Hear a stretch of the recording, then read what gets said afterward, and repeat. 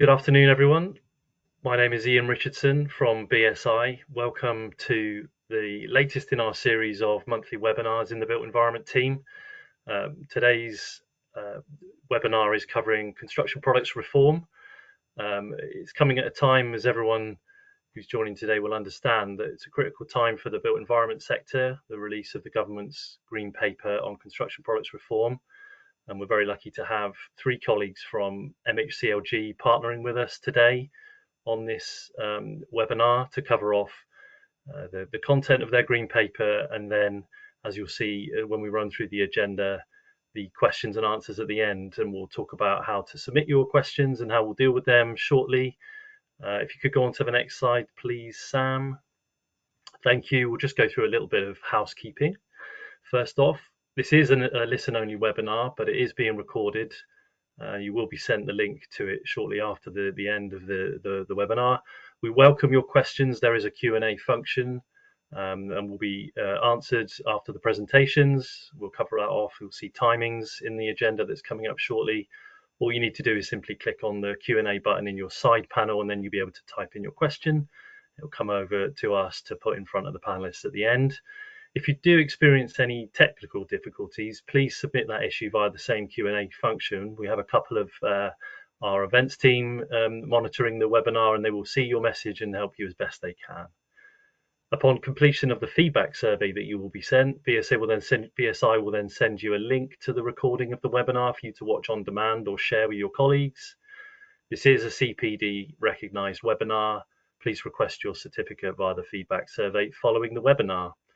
And of course, this is a virtual online webinar, so hopefully the Wi-Fi will stay stable and the dogs won't bark, and we'll get through and have a really productive webinar. You'll see from the timings here, we're in the welcome and introduction section right now. In the next couple of minutes, we'll pass over to Katie, David and Will from MHCLG, who will cover off sections of their green paper and go into a bit more detail about the content and how it will progress over the coming months. After about half an hour of that, we will aim for a Q&A session for 25 minutes at the end, where you will be able to submit your questions in the Q&A function, and then we will endeavour to answer as many as we can during that time. I suspect, because of the nature of this topic and how important it is, we will probably get quite a number of questions, and we have had some pre-submitted ones too. All of those questions will be shared with our colleagues from MHCLG. So if we don't get through them all, this will definitely give them an indication of what you're thinking in terms of construction products, the regulatory reform, and of course, from BSI's point of view, any relationship with the important aspect of standards and how they support the construction product system generally. So please submit any that you wish, and we will do our best to answer them. BSI, for those that may have joined our January webinar, we have an enormous amount of activity covering construction products throughout our many technical committees on that subject, even to the point where we have a number of standards that will be in support of this reform and the topic of the Grenfell Tower Inquiry report, where a lot of recommendations were made, and you will see some of those come up regularly, no doubt, throughout this presentation. So for those that don't know, we have begun work on PAS 2000, which is due diligence for putting a safe construction product on the market, and make you aware of that standard. And we may well put up the standards development portal link later on in the chat, so please look out for that. That's your way of keeping in touch with the standards development process. And please feel free to drop me any emails or messages afterwards if you wish to know more about any of the standards related topics for construction products that we cover today. And then we aim to close about 1 o'clock. Hopefully that's everything for now. Without further ado, I will pass over to Katie Lee, who will go first, Head of Enforcement and Culture Policy within the Construction Products Reform team at BSI. Katie, thank you for joining us. Lovely to see you. And I will pass over to you, and then you will pass over to your colleagues at the right point of your presentation. Thank you so much. Great. Thank you so much, Ian, and thanks for having us here today. It's a pleasure to be here. So as Ian said, I head up the Enforcement and Culture Change Policy team within MHCLG, and I'm joined by my colleagues David and Will. So what we're going to cover today, we're going to talk to you a little bit about the context. So how did we get to where we are today? What issues have been identified with the construction products regime, and what is it that we're trying to address with our reforms in the Green Paper, as well as obviously giving you details about how you can respond to the consultation. Have the next slide, please. So you can already see me on camera now. You've got advance notice of, you can hopefully see those lovely mug shots of us all. Could we move on, please? Okay, so following the Grenfell tragedy, government initiated a programme of work to understand what had gone wrong, and what could be done to ensure that it never happens again. There were 3 key reports relevant to that work. So obviously the Grenfell Inquiry report looked at a whole host of issues and looked at the whole kind of situation that led to the tragedy. That was obviously supported by the independent review of building regulations and fire safety by Dame Judith Hackett.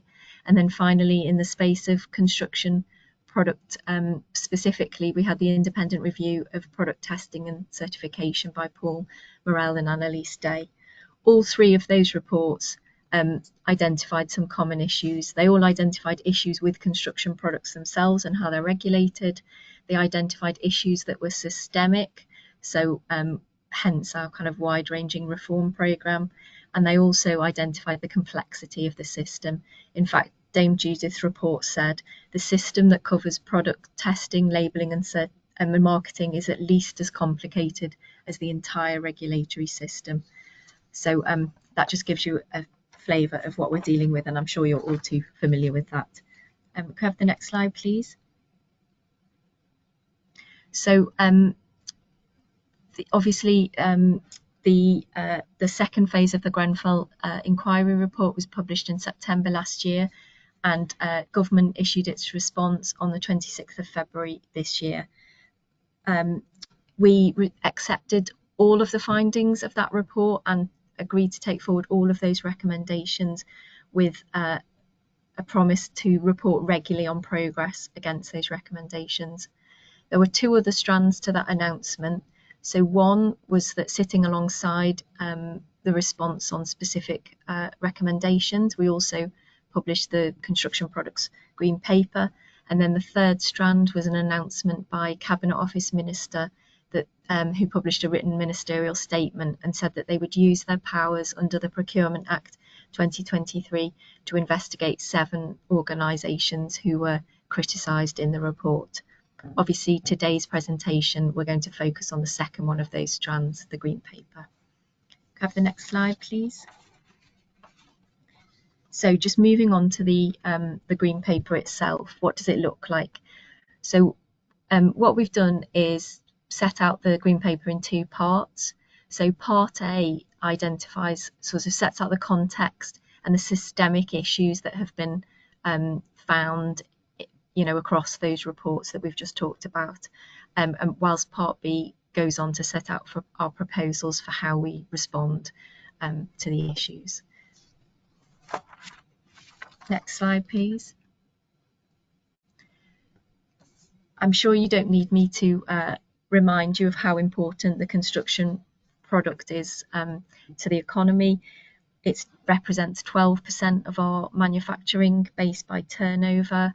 You can see from the slide that the EU is our biggest trading partner, with 61 and 60% of imports and exports respectively going to and from the EU. And obviously when we're talking about construction products, that covers a huge diversity of products, ranging from basic products such as insulation through to components, so that might be an insulated panel, finally through to assembled systems, which might be cladding. So there really is a huge diversity in the market. Next slide, please.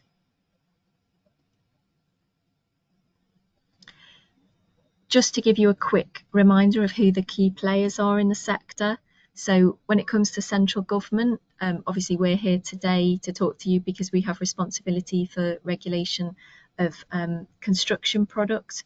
We've got Department for Business and Trade actually leads on sector relations and sponsors the construction sector itself. And then I guess the third partner historically has been the Home Office, which leads on fire safety policy and regulations. That's going to change on the 1st of April when those fire safety responsibilities move over to this department, and hopefully that means that we'll be much closer working and we'll have more effective join up across the whole building safety regime. In terms of the regulators on construction products themselves, we've got the national regulator, which sits within the Office of Product Safety and Standards, so OPSS.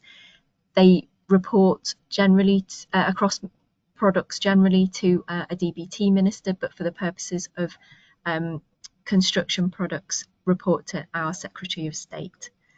And then finally, you'll all be familiar with this, but on testing and certification, we've got the British Standards Institution as the national standards body representing internationally.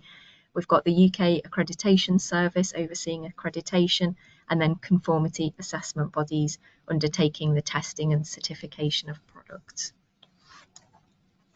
Next slide, please. Before we move on to talk about our proposals, I thought it might be helpful to just give you a quick reminder, if you're already familiar, or an overview of the sort of systemic issues that were identified by the reports that that I touched on earlier. So first one, in terms of coverage of the regulatory regime, you'll probably know that that regime was derived from EU rules, and that the CPR were primarily designed to support harmonised trade rather than having a focus on safety. Also, the Morel Day report identified that only an estimated third of construction products are covered by the designated standards, which means 2/3 are kind of outside of that regulatory regime, and therefore the regulator has no powers to act on them if safety issues are uncovered. The second systemic issue is identified was around poor product information and misleading marketing. As we saw in the Grenfell report, it revealed misleading marketing in relation to some products, and there was quite limited transparency when it comes to kind of divulging information about products. Obviously, since then, the industry's made moves to address that. We've got the Code for Construction Product Information, which is good, but the take-up of that is far from universal. Next slide, please.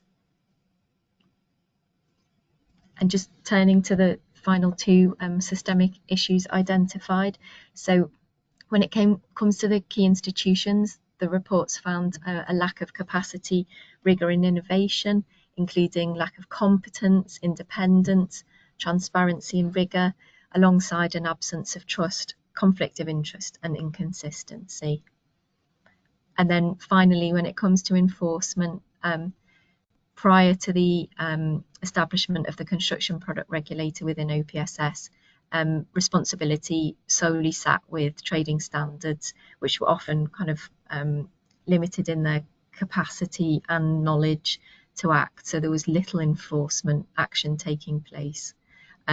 Obviously, since then, OPSS has taken action, but we think there's definitely more to do there.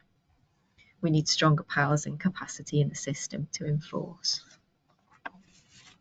Next slide, please. And this slide just gives you a bit of a potted history of action that has been taken following Grenfell. Obviously, you can see that quite a bit has been done, but it's been quite piecemeal, and it's not sufficient to address the problems that have been identified. I think the key things that I would pull out from this slide are the banning of combustible cladding from residential buildings, and also the establishment of the construction product regulator, as I've touched upon, and the building safety regulator, which is responsible for the regime in relation to high-rise buildings. So hopefully that gives you an insight into how we've got to where we are today. I'm going to hand over to Will now to continue the presentation. Thank you. Thank you, Katie. Good afternoon, everyone. So now we're going to move on to some of the proposals and give you a high-level overview of some of the proposals within the Construction Products Green Paper. Thank you, Sam. So we just wanted to start out sort of mentioning what happens and what's seen at the end of Part A in the Green Paper. And this is where we've set out our objectives of what we think, or what we've proposed the new regime should look like.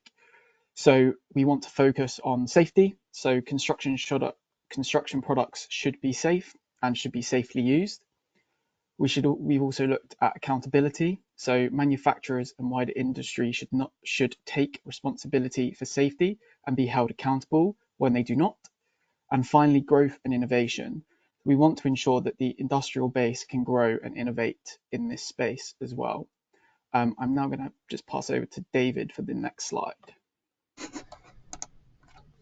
Thank you, Will, and good afternoon, everyone. So I'm going to talk a little bit about the regulatory requirements on products that are proposed in the Green Paper. So moving into Part B, which is the second half of the Green Paper, that sets out proposals on reform, and we'll go through that over the next sort of part of the session. So the Green Paper sets out some overall aims of our objective and overall approach, which is worth just touching on here. One of those is about a principle of consistency with the reformed European Union Construction Products Regulation. The Green Paper also sets out proposals for definitions of products, so what a construction product would be under the reforms, and we are proposing that that would include products placed on the market by an economic operator, so it can include components incorporated together as part of a system. And lastly, it also sets out our thinking on the scope of the regulatory regime, which we are proposing would apply in the same way, similar way as the Construction Products Regulation does at the moment, in that it would apply to products used in buildings and civil engineering works. So then the Green Paper moves on to the steps that are set out on this slide here, and goes into the regulatory requirements. So a key first part is that, and points 1 and 2 on this slide, is that we are proposing two approaches for all products. So firstly, we are saying that mandatory compliance with products covered by a designated standard, or in terms of the EU, they'd be known as harmonised standards. Designated standards are the UK equivalent. So there'd be mandatory compliance with standards, and that would continue for products under the Construction Products Regulatory Regime. And that would include the new obligations that are coming in as part of the EU's CPR reform around, for example, an obligation to provide safety and installation information when a product is made available on the market. The second aspect then is point 2 here, is alongside those products being covered by mandatory standards, we want to bring into scope all other construction products that fit within our definition as well. And we are proposing doing that through the introduction of a general safety requirement. So that would apply to products without a designated standard or subject to a technical assessment. And the intention here is that the general safety requirement, or GSR, is a proportionate risk-based approach for products linked to their intended use and their normal or reasonably foreseeable conditions of use. So what this would mean is that all construction products, when placed on the market, would be covered either by Category 1 or Category 2 on this slide, but no product will be covered by both. Then, building on that, we are proposing point 3 here, which would be additional measures for those products which are deemed to be critical to ensuring safe construction. And our thinking here, and there's more information in the green paper, so please do take a look and respond. The thinking here is that such products would have to comply with a recognised international, national standard or a third-party certification scheme. In terms of which products would be classified as critical to safe construction, we are proposing that it would be for the national regulator to determine that, informed by expert advice. And we also set out in the green paper potential measures that could relate to this category of products in relation to installation, so moving beyond just the stage when they're placed on the market.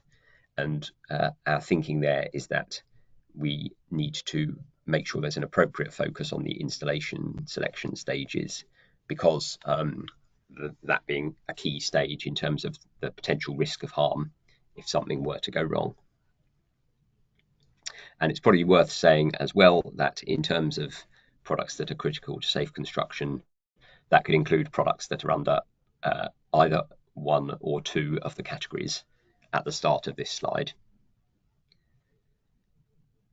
Then in moving into the last part of this slide, for all products, we are seeking views on additional obligations on how products are specified, selected and installed that could apply potentially to all products. We're seeking views on that.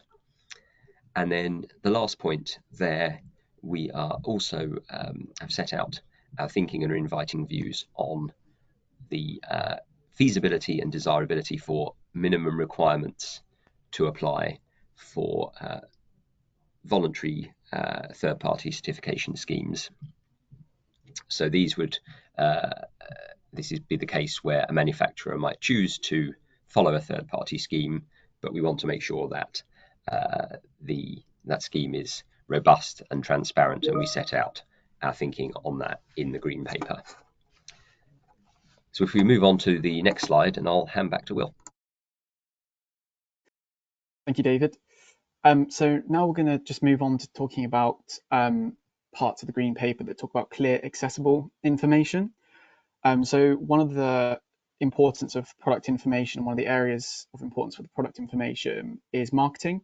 So the green paper looks at and explores further legislational needs to protect businesses, to protect business-to-business sales against misleading marketing. And the green paper sets out obligations to market products honestly and making no false claims. It also looks at product information and labelling. So considers digital labelling solutions. This includes the Digital Products Passport, which is being introduced through EU reform, and whether or not there should be alignment. It also includes considerations on intended use, restrictions, and manufacturer's details as well.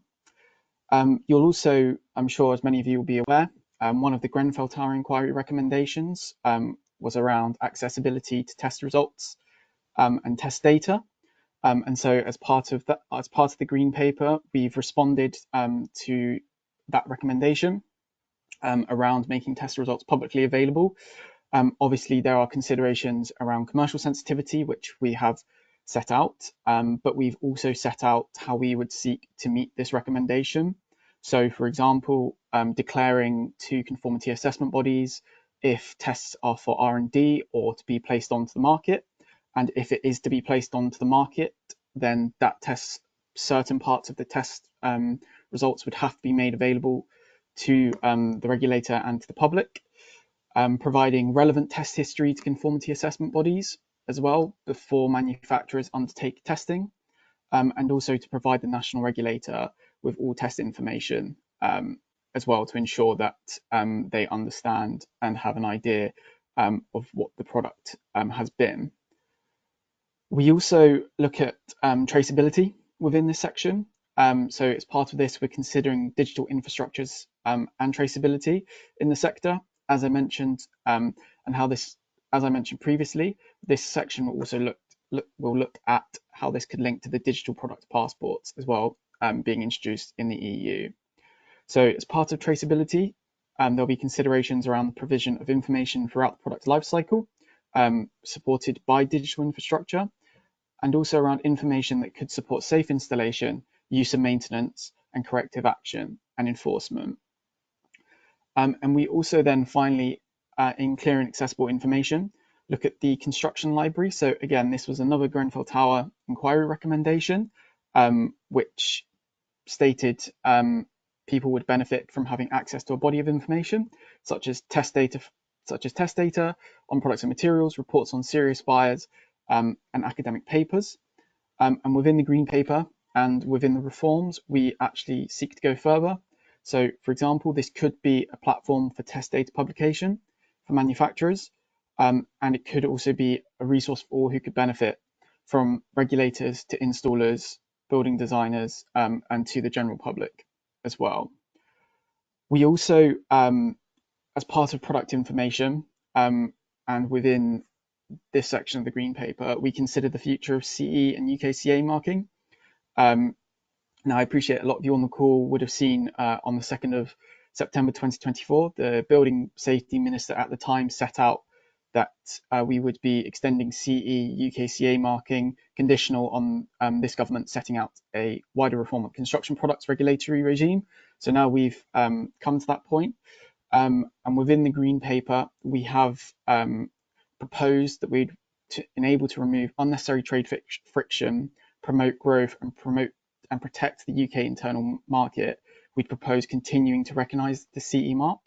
So this would mean, for construction products, this would mean that where the UK and EU standards are the same, products legitimately affixed with the CE mark could continue to be placed on the market throughout the UK. And within this section, we're also consulting and thinking about the future of the UKCA mark. So potentially looking towards digital solutions, or potentially a government mark to show levels of compliance or assurance for products that are not covered by a designated standard. So such a mark could be used to support users of products to make informed choices and incentivize manufacturers to go further, hopefully therefore supporting trade, and also help to support the UK cab market as well. This section also, final thing, this section does also go on to recognise the needs of competency and installation skills as well. And I will hand back over to David. Thanks, Will. If we could move on to the next slide, please, which will be the last slide from me before I hand back to Katie. So quite a lot of information here, but we'll spend a little bit of time going through some of the aspects of this in particular in terms of the BSI. So this slide covers testing and conformity assessment and our thinking and proposals that are in the Green Paper in those areas.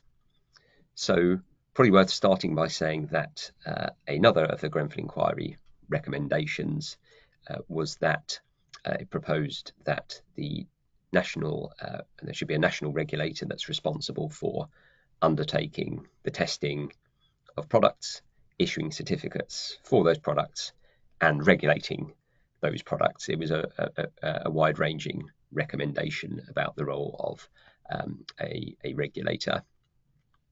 So we foresaw there were a potential risk around a conflict of interest there in terms of the regulator being involved and leading on a number of key stages in that process.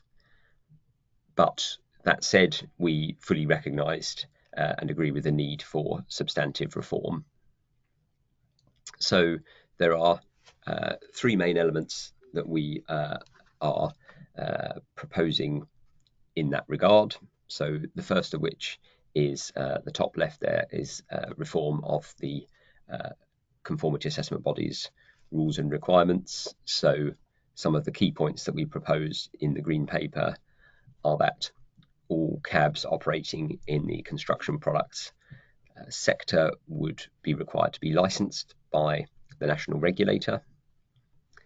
They would also be subject to a statutory code of conduct, and that would link to an obligation for cabs to operate in the public interest. Moving on to the UK Accreditation Service. so UCAS. Key number of points on the slide here, and again further information in the green paper, but a key element of it is that we are proposing greater oversight from the national regulator in terms of the UCAS's role in relation to construction products, and for that to include greater reporting requirements and information sharing, for example, around market intelligence, etc. And then in the bottom half of this slide, we summarise our thinking in terms of the British Standards Institution, the BSI. And the key theme here, and what we've primarily focused on, is around looking at the relationship between the BSI, government, so in particular this department for construction products, and the role of the regulator. And so overall in the green paper, we are seeking views on how that relationship and those relationships can help to ensure that our respective priorities and activities are aligned as effectively as possible to support our shared objectives for safe products and a safe built environment. So on some of the specific areas that we touch on in the green paper, one of these is around keen to look at what potential structures could help facilitate that relationship between government and the BSI. So, for example, are there some more structured forum could be a helpful way of doing that, and or that could be incorporated, or other aspects could be incorporated in a memorandum of understanding between in relation to construction products, specifically with the BSI. We're also very keen to capitalise on the intelligence held within BSI and in its committees. So, for example, where there is information coming through around potential risks about standards, or upcoming changes which will be particularly relevant for a standard, we're really keen to think about how best we can harness that and incorporate that in a structured way into our policy thinking. We are also looking at what the most effective way or ways could be for the commissioning of standards in specific areas, and very much seeking views on how that could work. And we are also penultimate point in terms of the BSI, we are very interested in seeking views on what would be needed to help ensure that citizen representation in standards committees and a good degree of transparency around those processes could be achieved. So what's needed, what happens now, how best can we focus on that as one of the areas. And then the final point in the green paper is that we are seeking views, and this is very much an area where we are very much seeking views on, is around ways in which mandatory product standards for construction products could be made free to access by those who rely on them and need them to comply with regulatory requirements in some cases. And then the final point, just to touch on, not on this slide, but in the same chapter of the green paper, is that we are setting out some thinking around the potential merits of striving to increase public sector R&D and testing capacity as one of the ways to help facilitate the delivery of our reforms, as have been summarised. So there's quite a bit covered in this slide, so please do have a look at the consultation documents, the green paper, because we very much welcome views. But in the meantime, I will hand back to Katie. Thanks, David. Can we have the next slide, please? So I'm just going to talk to you a little bit about Chapter 9 of the Green Paper, which is about regulating the market. You've already heard about a lot of proposed requirements and obligations that we're placing on various parties. And so this chapter is all about how we enforce those obligations. It's largely about the powers of the national regulator, which, as I've said, is OPSS at the moment, but we do consider the role of other regulatory bodies because the regulatory landscape is complex. So firstly, in relation to the national regulator, we're seeking views on a number of proposed new functions for the regulator. So surveillance and enforcement of new product requirements, including providing regulatory guidance to economic operators. We're proposing a role for the regulator and in setting and enforcing requirements on products critical to safe construction. So that's obviously a new role in kind of shaping the regime as well as enforcing it. Oversight of the national quality infrastructure is there, so testing houses, UCAS and the BSI, which David's just spoken about. And we're seeking views on activities and powers that will enable OPSS to continue its kind of surveillance of the sector. So obviously it already carries out surveillance work, but we're looking at additional things such as providing a reporting system so that more stakeholders can kind of raise concerns, setting up intelligence sharing structures and including reporting duties for economic operators, as well as intelligence sharing duties between different regulatory authorities to make sure that things don't fall through the gaps. In relation to trading standards, we've already touched on in this presentation that enforcement of CPR has been quite limited at the local level because there's kind of lack of expertise and quite a lot of pressures at that local level. So we're seeking views on the relative roles of trading standards and the national regulator and whether that balance is right at the moment. You'll all know that as identified in Grenfell, but quite often issues with construction products only come to light once they've been installed in a building. So but at that point regulatory oversight is through a different regime, as in the building regulations.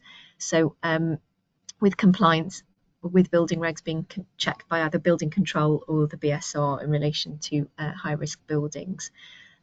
We need to make sure that we've got proper join up between those two regimes, so we're seeking views on the respective roles of the different regulators, and also, as we touched upon, we are proposing that to place duties around the kind of installation of products, so we need to think about how those duties are enforced. Just moving on to the bottom box on the slide then around interventions, sanctions. So we're looking at additional powers for the regulator. So that includes things like making contraventions of obligations a criminal offence, punishable by unlimited fine, imprisonment, or both. We're proposing additional powers to manage compliance, so increasing investigatory and intervention powers, and we're looking at the regulator being able to issue sanctions such as civil monetary penalties and limiting individuals' activities in the sector. What we want to do is to put in place a really effective regime that can both act as a deterrent, so that we don't see the kind of behaviours that we've seen in the past, but also that if those behaviours are detected, then we can clamp down on them and people, and companies face severe consequences. Can we have the next slide, please? So you've already heard about our intention to maintain consistency with the reformed EU regime, and that extends to matching the new environmental requirements for those products covered by designated standards. So those new requirements include things like including environmental characteristics in harmonised standards or designated standards, and reporting against those characteristics when a product is being placed on the market. For those products not covered by designated standards, that is those that we're suggesting are proposed by a general safety requirement, we're asking for views on the best approach. So should we introduce a proportionate duty to consider and mitigate environmental impacts? Should we look at a different approach, such as making environmental data more transparent across the sector? Or actually, should we sort of back away as government in this space and let the industry lead the way in this area, because we are conscious that there is a lot of activity going on in terms of life cycle assessments, carbon reporting. So really we're open to views on this, and look forward to hearing your responses. Have the next slide, please. So we've come to the end of the formal presentation. Hopefully that's given you a good flavour of what we're seeking views on. I think my colleague can share details in the chat with links of how you can actually respond, but just want to reinforce that we really want to hear from you. I'm conscious that you've probably got lots of questions, and I think I've seen some trickling through.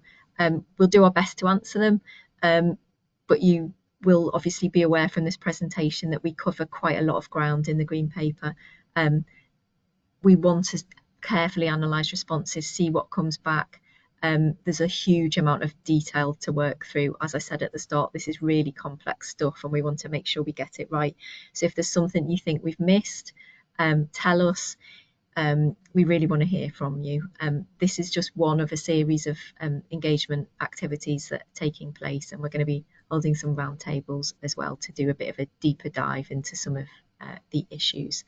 So I think that's it from all of us. Thank you so much for listening, and hopefully we can try and address some of your questions now. Thanks.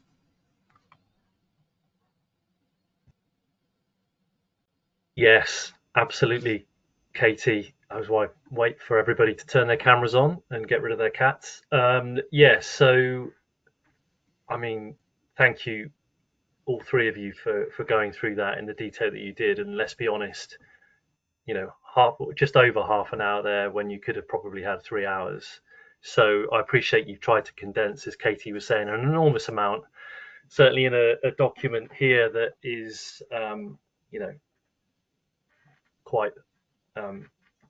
quite detailed in what it's trying to achieve, for obvious reasons. So yeah, I think you're right, Katie. Maybe we try and just dip into some of the questions that have been posed to us, and do our best to try and dig maybe a little deeper into some of the topics that are coming through. That there seems to be a few themes, unsurprisingly, that are going to come up, I think, when we're trying to cover an enormous complex system here.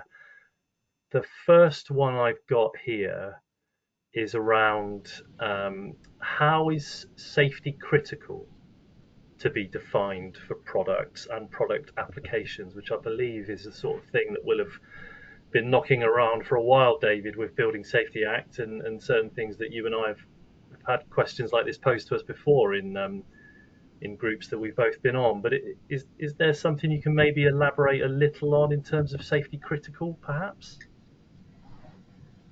Yep, I can take that one. Will, appreciate it if you could. Thank you so much. No worries. So yeah, within the Green Paper, we have kind of set out how they will be defined. So what we've sort of proposed is that it will be for the national regulator to determine which products or system of products should be within critical to safe construction, and therefore subject to additional measures to strengthen the safety requirement. So this won't just be, an internal regulated decision. We've sort of set out that it will be for the regulator to seek independent expert advice as well, so that they can seek and understand, within the sector and academia, where the best, or not the best, but where it should be and shouldn't be a product or a system should be set as critical safety construction. And also, just to enable a broad scope to drive safety, we are also proposing that the categories should be able to incorporate individual products and systems. I think sometimes when we talk about it, some people think, are you just talking about individual products? But we are definitely proposing and consulting that we would have individual products and a system of products as well. Yeah, absolutely. I recall this conversation in the Construction Leadership Council group where they talked about, okay, what about assemblies and kits of products? So yeah, you're absolutely right. I think that is definitely something that's going to need to be explored a little further. So thank you for that comprehensive answer. We'll move on to the next one then. When we talk about, there's a number here, we'll be not surprised to hear because David, Katie, you both alluded to this within your slides. When we talk about the EU CPR, so it says, there's two questions here almost asking the same thing, although one is trying to push you to make a very definitive statement about EU CPR. So I don't know how far you can go to answer this one, but will the UK align the revision of the UK CPR with the new EU CPR, retaining links to the existing Euro codes and product standards? And the next part of this from someone else on the same topic was, so the UK will adopt the revised EU CPR into the UK law verbatim? Question mark. So I don't know whether or not on that particular subject, David, you could perhaps tackle that one, please. Yes, happy to cover that one. Thank you. So through the Green Paper, we, as we've discussed, we are proposing a starting position of consistency with the requirements of the new EU CPR, where that can support our objectives. And so we recognise that consistency with the EU CPR wouldn't meet all of our ambitions of our reforms on its own, and that's why we've set out a number of additional measures, such as around products that are critical for safe construction. And so a key question in our Green Paper is seeking views on whether the extent to which our objectives for long-term reform of the construction products regime can be supported through consistency with the revised EU CPR. And so very much welcome views and responses to the consultation in that regard. I think lastly, we'll just mention as well that I'm sure many people on the call will be aware the new CPR is it's a detailed regulation. There is a lot in there, and there are a number of elements where further detail will follow. And so we will be through our consultation engagement and beyond, we will be looking very closely at the different sort of elements there, with a view to what is most appropriate and can support the delivery of the objectives for our reforms domestically. Yeah, I mean, I was thinking the same thing, David, is that, okay, so we have this covered quite a lot in the Green Paper, but I mean, I think that's the point of it, is to then hear what those views are. And as much as this is aspirational in terms of what you suspect you will do, there is, of course, waiting to hear what the market itself feels is most appropriate. So I think that it's a very good example of, or an illustration of where the responses that you will get will help shape that, I presume. And as you say, more will come through on that in due course. So thank you for your answer. So we've got another one here. What will be mandatory according to the new construction product regulation? And I think this has come up partly in your slides, but maybe Katie, I think that might have been something that you could perhaps elaborate a little on in terms of mandatory within the regulation. Sorry, I'm not quite sure what. I mean, I think David set out that we're suggesting that it will be mandatory to comply with the designated standards. Sure. Is that what you're getting at, or does it mean something else? Yeah, I mean, it's hard to tell, isn't it, with just a question like that? But I think, yeah, I mean, are there aspects of the regulation as it evolves that will become mandatory or perhaps more aspirational? So I think, yeah, maybe you're right. Maybe we've sort of covered it to some degree in terms of what David has said already. But yeah, I mean, again, that's something that will no doubt come up in the responses as to what degree certain sections of the system will be required. I think, David, you said with it leads us perhaps into the next question when we talk about testing and certification, because you said about the licensing aspect for cabs and this idea of a statutory code. That might well be what we're talking about, perhaps with mandatory, or elaborating on that particular part of the system. Is there something you can perhaps say a bit more in terms of the impact on product certification?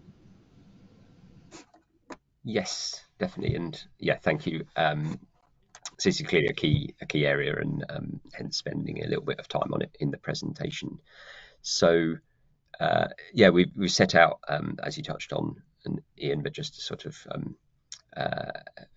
repeat, just for sort of completeness, there's a number of aspects in this regard in the green paper that we set out.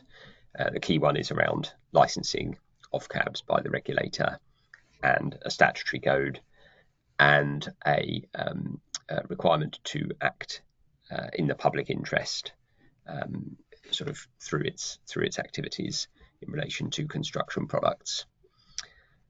I think probably what I would just sort of add to it as well is around the sort of the impact point. Certainly, if I may sort of use that opportunity to talk about kind of capacity, which I think is probably part of what the question is getting at, but certainly it's something we hear raised quite a lot at our various industry stakeholder meetings. We are very much aware that there are issues around lack of testing and conformity assessment capacity in the UK in some areas.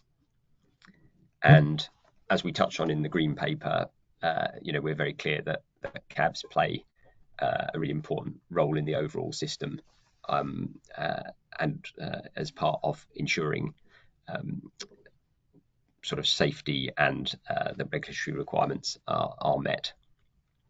And so that's why we're setting out our proposals for reform, but also we're very keen, and we will be working with cabs themselves and the UK Accreditation Service and wider industry to monitor capacity of the conformity assessment market.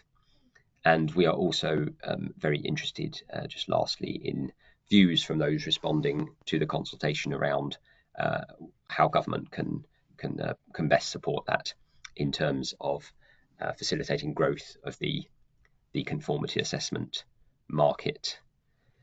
I don't know, Ian, if it's helpful to touch on mutual recognition agreements at all at this point, just as a sort of linked point, or if there are things you'd rather come to at this point. Yeah, there's a couple of bits. There's something in here by extension of that where it talks about what would the proposal be for assessing competency in general for cabs and tabs. I don't know if that's, it's perhaps difficult at this stage to elaborate too much, but that is certainly, as you say, mutual recognition, but also you touched on competency in the presentation. Is there something you could bring in at this point on that that side of the green paper, perhaps? Yeah, happy to touch on that in terms of conformity assessment, and then if colleagues have anything sort of slightly wider they want to add on that, then feel free. I think probably this is a good example of where there is a huge amount of detail beneath the kind of high level proposals that we've set out a bit today, and in a bit more detail in the green paper. And I think that's a really good example, Ian, of one around what is actually needed to sort of make the proposals and the ambition we've set out a reality. And so we will be engaging further with cabs as part of our consultation, but also beyond the formal consultation period, to get views on that. And clearly the kind of competency and what the requirements of cabs and the obligations and duties on those overseeing cabs, including the national regulator, will be a key part of that, and making sure that it's clear what the requirements of all those involved in the system are. So yes, I think it's a good example of kind of where yeah, there's more detail for us to work through for the consultation process, but No very doubt. much welcome as part of that. Absolutely, I think that says it completely, and I know for a fact that the Industry Competence Steering Group, the ICSG, intending no doubt to respond to the green paper generally in terms of competency, but as you say, in terms of certification side of it, I suspect they will have a view too. So it can engage through that side of it too. We've probably got. I wonder if we've got time for one last question, because there was one in here about the sort of timescale for the development of standards. Considering this is a webinar from BSI and MHCLG, it might be quite good for us to touch on a standards related question. Timelines for the development of standards for products critical to safe construction, and have the product sets been identified yet? I don't know if we have perhaps gone quite that far, but we can certainly say a little bit perhaps about the standard side of it and standards development that might come off the back of this. I don't know if anyone would be able to help with that one. Will, perhaps? Yep, I can give you probably not an answer that everyone would like right now. So obviously what I set out earlier in terms of where and how products critical to safe construction would be set out would be along that, and then how the standards or the timelines for development of standards, they're kind of yet to be set out. So further technical consultations may also be conducted to develop and test more detailed policy as sort of our firmer proposals emerge. So obviously we're still in an open consultation at the moment. So we're still learning and understanding from the public what is and isn't a good idea from what we set out in the green paper. And then we will obviously come through with much firmer proposals after that. And there could be, as I mentioned, further technical consultations, which would then help us and benefit from the engagement with industry, and it could be a co-designing with the sector as well. But as I sort of summarize, following the consultation, we will sort of set out the government's initial response, and then the next steps for longer term reform will kind of follow from there. So apologies, it's not quite a concrete answer, but it is hopefully something that won't be too far in the future. Pardon the pun, Will. Yes, you're right. Yes, absolutely. We don't deal in concrete proposals. Yeah, you're absolutely right. No, I think, I mean, David, you touched on, there were a number of bullet points that you were summarising in the section chapter 8 on the British Standards Institution. You summarised the sort of thinking around standards development, and Will, you're absolutely right. I think, we know for a fact, drawing it back into the EU CPR revision, those harmonised standards are going to need to be revised, and that will take time. What order do you do it in? Prioritisation there that's happening within the EU technical committees, and that will have a knock-on effect into designated standards, and what we do with that portfolio that currently stands as a mirror to the harmonised standards, but it may not always stay like that. And what do we do to manage the back end of this reform, and how standards will support that, and what might need to be, I think you said, David, about national standards. To what degree does that play a part in the solution too? So I think there is a lot to be worked out there, and we're almost at 1 o'clock. So by way of summary, that probably leads me to say that, of course, BSI will respond formally to the green paper as well, as you probably expect us to, because not just in chapter 8, but throughout the green paper, there is reference to standards where they may play a part. So we intend on doing that, but also have this existing relationship with you guys where we've been in touch before, and we will continue to do so. And that sort of cross collaboration with the construction products regulator and the building safety regulator as well, I think has been really useful to see where we all overlap in terms of standardization and construction products. So I think everybody knows how to respond. I appreciate Katie you running through that, and I don't know, Sam, if we have put into the chat any links yet in terms of perhaps the best way to respond, but perhaps people will work that out. And as I said before, the standards development portal is a great way to find out how standards are being developed in support of this, but not just the PAS 2000 point that I made earlier, but lots of them in terms of competency standards that are coming through, the digital standardization, sustainability standards. I think they all will be relevant to the audience that joined us today. But by way of closing, seeing as 1 o'clock has just ticked over and I've got 1 second left on my timer, Thank you so much to David, Will and Katie for joining us today and going through in such detail, as you say, Katie, an incredibly complex topic. But we appreciate everybody tuning in and giving up your time to see us. Please get in touch afterwards. Hopefully you have a way to do that. Like I say, it's ian.richardson@bsigroup.com if you wish to email me. And I'm sure you can get hold of our colleagues from MHCLG if you needed to too. So thank you all. Nice to see you. We wish everybody a pleasant day. You can see just on the screen there, looking at the next round of BSI's webinars we've got there, our Built Environment Summit coming up. I don't think it is the 26th of March because that's today. But that might well be at the back end of April, I think that is. And then PAS 8700, the MMC webinar is happening on the 13th of May. Please do join us on that and the other webinars that you can see that we intend on holding in the remainder of this year. Thank you so much. Take care, and we shall leave it there. Thank you. Bye-bye.